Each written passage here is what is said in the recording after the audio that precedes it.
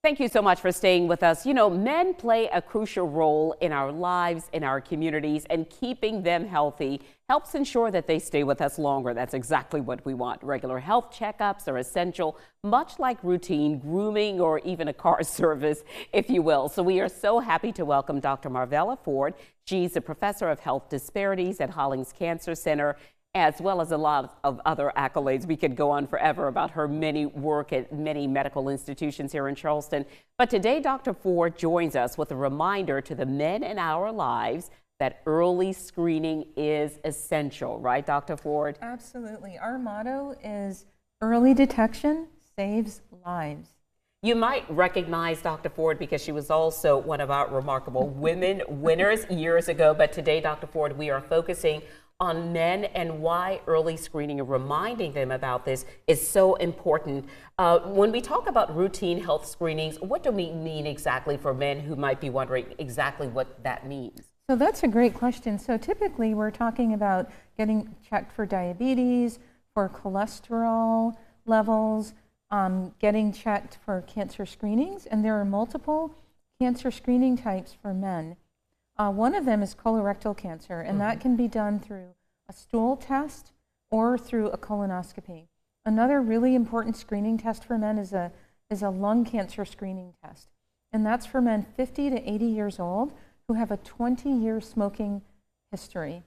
We also really focus on prostate cancer screening because prostate cancer is a major public health issue here in South Carolina. So regardless of race or anything else, men living in South Carolina have a higher prostate cancer death rate than men living in other parts of the United States. Why are some reasons that men in this part of this region of the country are at a higher risk for this particular kind of cancer? Any ideas? That's a great question, and it's really why we're here today. It's to talk about the importance of screening and early detection. Prostate cancer deaths, most of them are preventable with screening and early detection. And the screening is just a blood test. So I know a lot of men may be a little bit fearful of the old test, the digital rectal exam. That is rarely done anymore. Right now, a blood test is taken, so blood is drawn from the arm, sent to a lab, and it's checked for what's called prostate-specific antigen.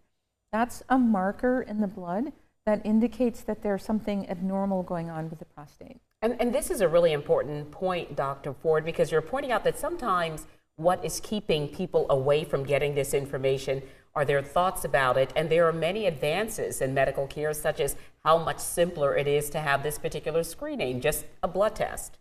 That's absolutely right. We want to make sure that men know that things have changed and there are medical advances. It's not like it used to be.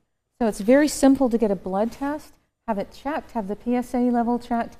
And if the PSA level is high or abnormal, then typically a repeat PSA is done. And then if a man has repeat PSAs that are abnormal, then imaging is done. One of the other points that I know, and we are just about out of time, is that it's important that people understand their risk as it relates to their person, their individualized medical history. So that's real important that people know their family history, have some conversations, even the uncomfortable ones, so that they can know should they be screened earlier.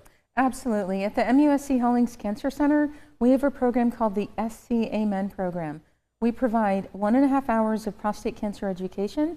Each man receives a $50 gift card at the end of the session, and then we navigate the men to screening. And what we go over in the session is the 3 biggest risk factors for prostate cancer are age, race, and family history. Age, race, family history. All right.